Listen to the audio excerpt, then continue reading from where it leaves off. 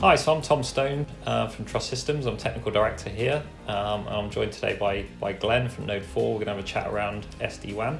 Glenn, good to see you. So I'm Glenn Akester from Node 4, Network Service Architect here, and here to talk about our knowledge and experience with SD-WAN. Great. So we've been working with Node 4 for probably over 10 years now. We've both evolved over that time. And one of the things, certainly out in the marketplace at the moment, is there's a lot of buzz around sort of SD-WAN. Keen to understand from you, Glenn, some of your partners and some of your customers, how are they adopting it? How's it changed over the last sort of 12 months? Yeah, absolutely. I mean, I think Node 4 and Trust Systems have had a great long-standing partnership, and it's a really good partnership and platform on which to start taking this technology to market. And over the last 12 months, we've seen adoption soar with SD-WAN, and it's really driven by people trying to get that automation and that simplification of their WAN deployment, typically moving from independent managed devices to some sort of central management control. Perfect. Yeah, I think from our customer base, and we've got a large sort of retail presence, multi-site, that kind of thing. And is it been tended to be more of a sort of sway towards multi-site deployments? Is that where you're seeing more of your kind of customers picking that up? Yeah, there's a lot in retail. Retail is a really key sector for SD-WAN, and yeah, multi-sites where there's a big footprint. Maybe those site footprints are quite small, so you've got a lot of small sites that you need to configure and control. But there's other sectors as well, such as transport, finance. A lot of people that have pop-up sites, maybe construction. This is really applicable to them too. Yeah, because we going back probably sort of six or so years ago, we had a large scale deployment for a retailer where we were deploying in a kind of SD-WAN type mentality, and before it was probably called SD-WAN, and before that sort of term came along. But the things that we found were so critical for us as a managed service partner were the kind of efficiencies that you got. If you went for a kind of traditional deployment where you're managing each router individually, you might have some scripts and things like that, but actually to be able to drive it at kind of a policy level really gives you that efficiencies where you're deploying thousands of changes over a very short space of time. Really makes it, and certainly must be for you guys as kind of a data center connectivity supplier. That must be critical for you.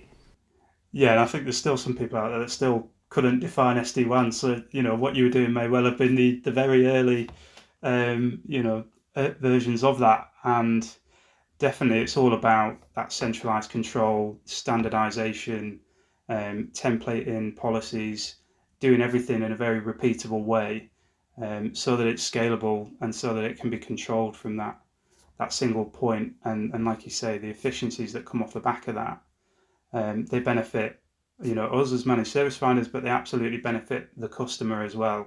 The speed of change, the agility, all of that comes into play, and it just makes the network more comparable to the direction of travel with things like cloud and all the other technologies that people are using in their IT infrastructures nowadays. Yeah, that's an interesting point, because I think I've seen some stats recently where they're sort of saying that by 2025, I think there's a Forrester report, by 2025, sort of 98% of workloads are going to be in the cloud. So that must affect how you're designing and deploying solutions for customers, because obviously Node 4, and when we started working with you, the reason to go for a private MPLS, private networking, quality of service, all that kind of stuff is for getting access to the data center where you're hosting those services.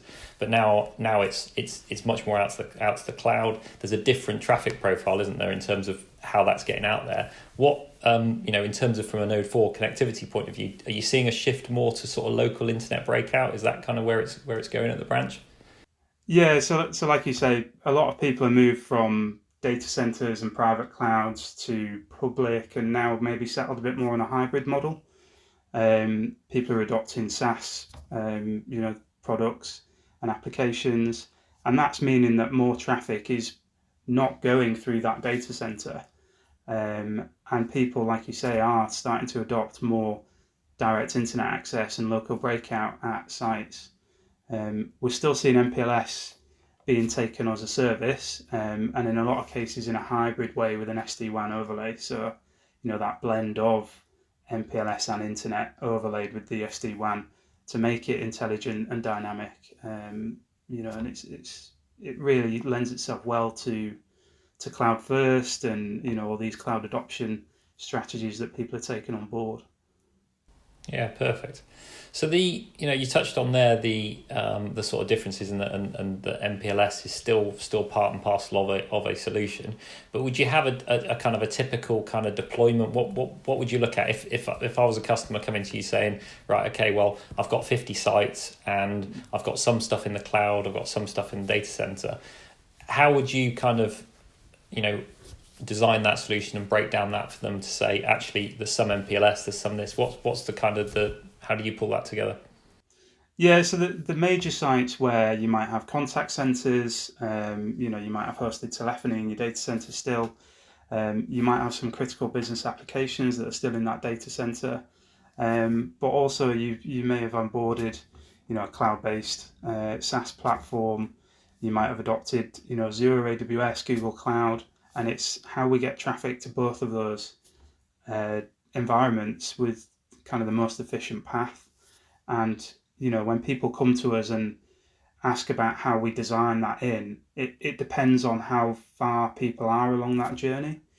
So if people are still very heavily data center focused, then it might be more tilted towards an MPLS underlay network. Whereas if people are, fully cloud first and all SaaS applications, maybe that MPLS doesn't make quite as much sense, and it is on a case by case basis, and we're really keen to understand customers' traffic and requirements, and then design a solution that really meets their needs. And in terms of because we have customers asking around, certainly in retail, we've got a big retail base of customers. Uptime is critical for them, and there's 4G, 5G coming along. Are you seeing a lot of adoption for 4G, 5G with the kind of the SD-WAN solutions that you're deploying?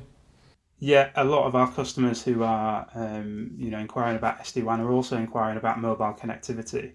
And currently primarily that's 4G, but as you say, 5G is definitely on the horizon and deployed in the consumer environments, and that will very quickly become probably the de facto mobile connectivity approach for businesses as well, because of the bandwidth that will give. It will make it more of a reliable connection for putting more critical applications on there, and a more bandwidth capable connection that can support maybe things like telephony and more time sensitive protocols as well. So it'd be interesting to see how that develops over the next months and maybe years.